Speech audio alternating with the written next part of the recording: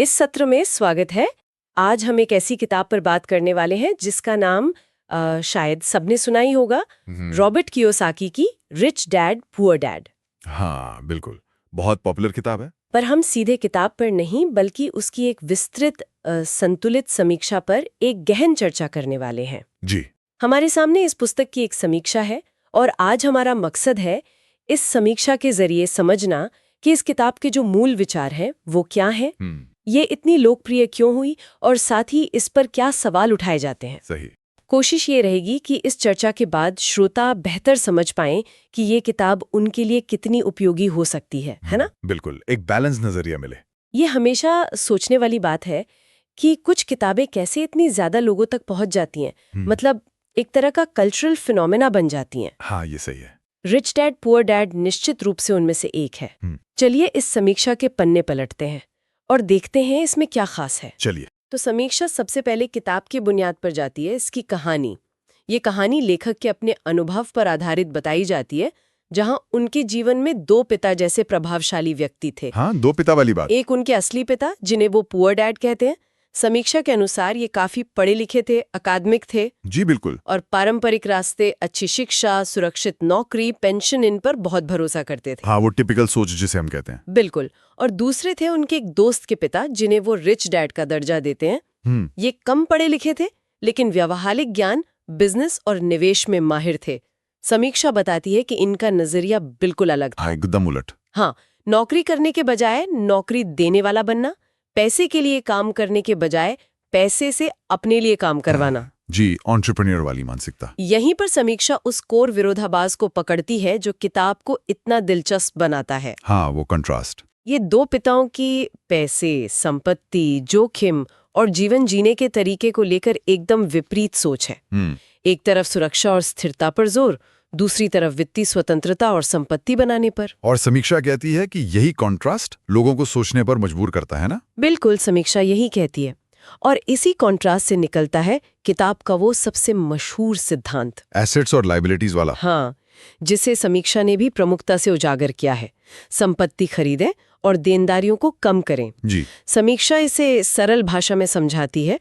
संपत्ति वो है जो आपकी जेब में पैसा डाले, जैसे किराए की प्रॉपर्टी, स्टॉक, डिविडेंड। हाँ, जो कैश फ्लो लाए। और देनदारी वो जो आपकी जेब से पैसा निकाले, जैसे कार लोन, क्रेडिट कार्ड का ब्याज। ये विचार सुनने में बहुत सीधा लगता है, लेकिन समीक्षा के अनुसार कई लोगों के लिए ये आंखें खोलने वाला होता है। हाँ, और ये सरलता ही मुझे लगता है इसकी लोकप्रियता की एक बड़ी वजह है, जैसा समीक्षा भी इशारा करती है। अच्छा, और क्या कहती है समीक्षा इसकी ताकतों के बारे में? देखिए, जो बात इसे खास बनाती है और जिसका जिक्र समीक्षा में है, वो है इसका कहानी कहने का तरीका। हाँ, वो तो है। ये जो पर्सनल फाइनेंस जैसा विषय है ना, जो अक्सर आंकड़ों और मुश्किल शब्दों से भरा होता है, उबाऊ भी हो सकता है कई बार। बिल्कुल, उसे कहानी के रूप में पेश करने से वो कम डरावना और ज्यादा सुलभ हो जाता है। मतलब आसानी से समझ आ जाता है। हाँ, खासकर उन लोगों के लिए जो पैसे रुपए के मामले में बिल्कुल नए हैं, ये एक अच्छा एंट्री पॉइंट लगता है। बिल्कुल। और दूसरी महत्वपूर्ण बात जो समीक्षा रेखांकित करती है, वो है इसका स्थापित मान्यताओं को चुनौती देना। अच्छा, किस तरह की मान्यताएं? वही पारंपरिक सोच कि अच्छी डिग्री और सुरक्षित नौकरी ही आर्थिक सफलता की गारंटी है, ये उस पर सवाल उठाती है। कि बस पढ़ो लिखो, नौकरी करो और सेटल हो जाओ। जी, ये पाठकों को प्रेरित करती है कि वे पैसे और करियर के बारे में कुछ अलग ढंग से सोचें, शायद उद्यमिता या निवेश के बारे में सोचें।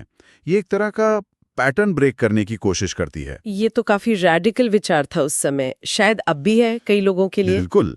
और तीसरा, जैसा आपने कहा, एसेट्स बनाम लायबिलिटीज वाला फ्रेमवर्क। हाँ। समीक्षा ऐसे किताब का सबसे शक्तिशाली और याद रहने वाला सबक मानती है।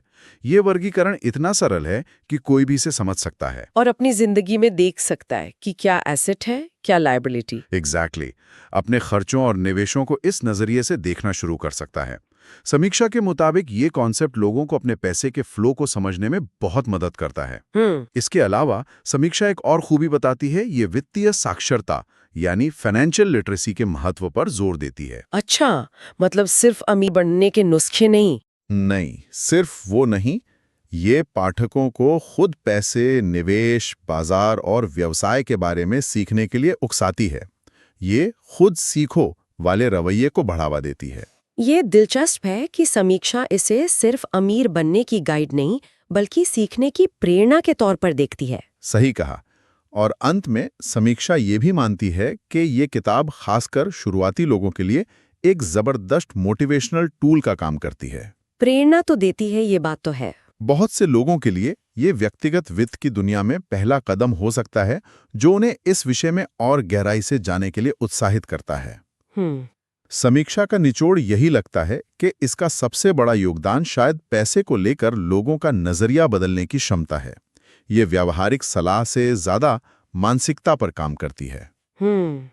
नजरिया बदलना यकीनन पहला कदम हो सकता है, लेकिन क्या सिर्फ नजरिया बदलना काफी है? यही बड़ा सवाल है। यहीं पर समीक्षा का दूसरा पहलू सामने आता है, जहां वो किताब की कुछ सीमाओं और आलोचनाओं पर बात करती है, और ये पहलू भी उतना ही महत्वपूर्ण है मेरे ख्याल से। बिल्कुल, सिक्के का दूसरा पहलू देखना भी जरूरी है। सबसे पहली और शायद सबसे आम आलोचना जिसका जिक्र समीक्षा में है, वो है व्यावहारिक कदमों की कमी। हाँ, ये मैंने भी सुना है। समीक्षा कहती है कि किताब दर्शन और मानसिकता पर तो बहुत ध्यान देती है।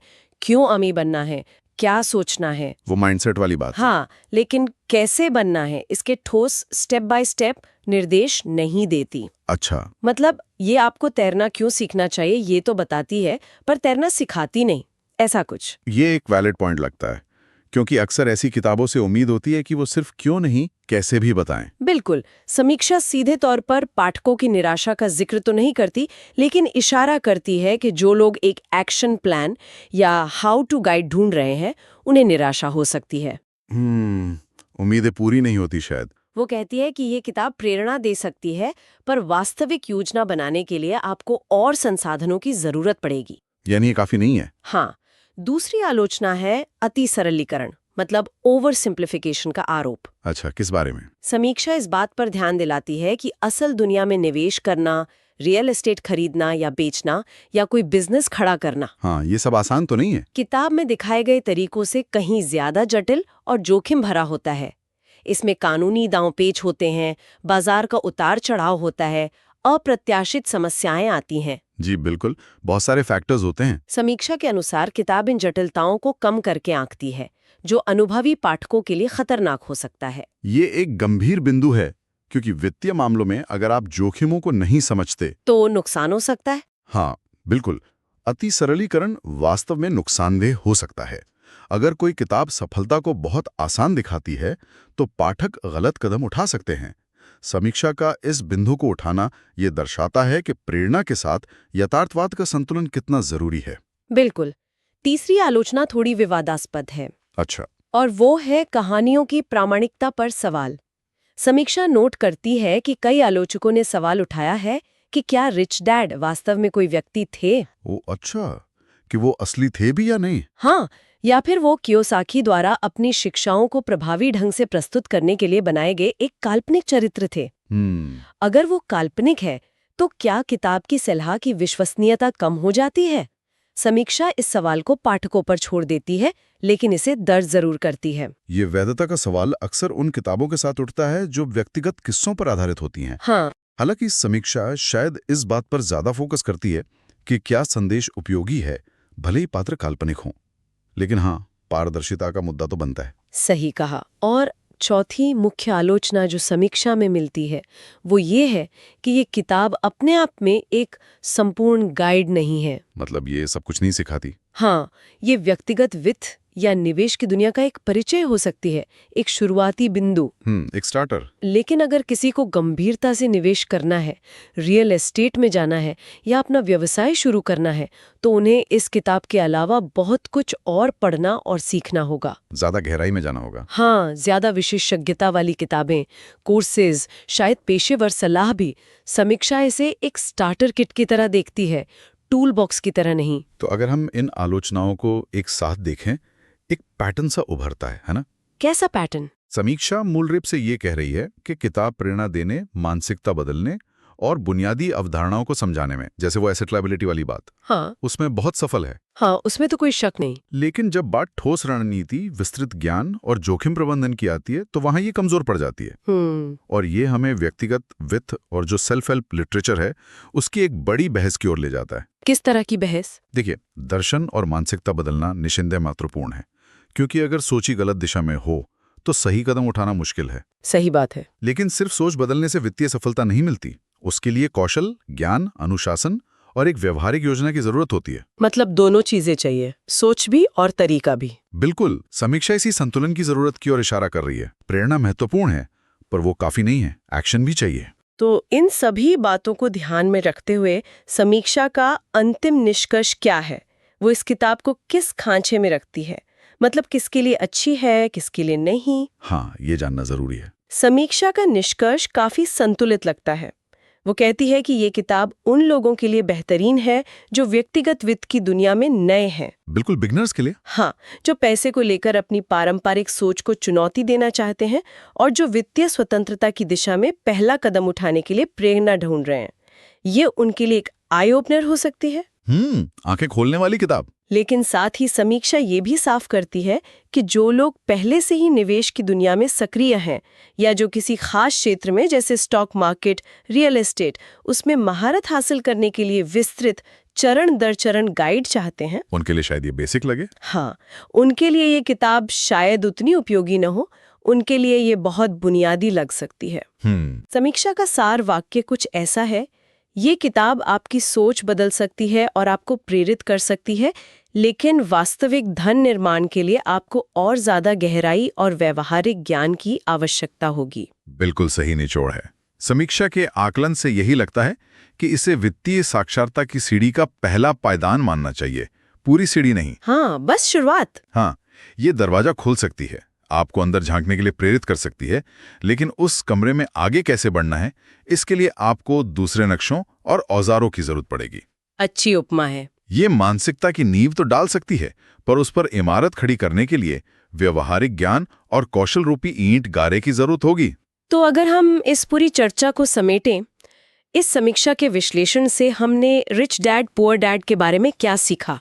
काफी कुछ सीखा। हमने देखा कि इसका मूल विचार क्या है, दो पिताओं की सोच का टकराव और संपत्ति बनाम देनदारी का सरल सिद्धांत। जी। हमने समीक्षा के अनुसार इसकी ताकतें जानी, कहानी कहने का अंदाज, पारंपरिक सोच को चुनौती, वित्तीय शिक्षा की प्रेरणा, और खासकर नए लोगों के लिए इसकी सरलता और पहुंच। हाँ, और साथ ही हमने समीक्षा द्वारा उठाई गई कमजोरियों पर भी बात की। वो भी जरूरी था। ठोस व्यावहारिक कदमों की कमी, जटिल विषयों का संभावित अति सरलीकरण, कहानियों की प्रामाणिकता पर सवाल। और ये कि ये एक संपूर्ण गाइड नहीं है। हाँ, ये समीक्षा हमें एक तरह से नफा नुकसान का आकलन करके देती है। बिल्कुल। और इस पूरी चर्चा से एक व्यापक विचार भी उभरता है, जो सिर्फ इस किताब तक सीमित नहीं है। अच्छा, वो क्या है?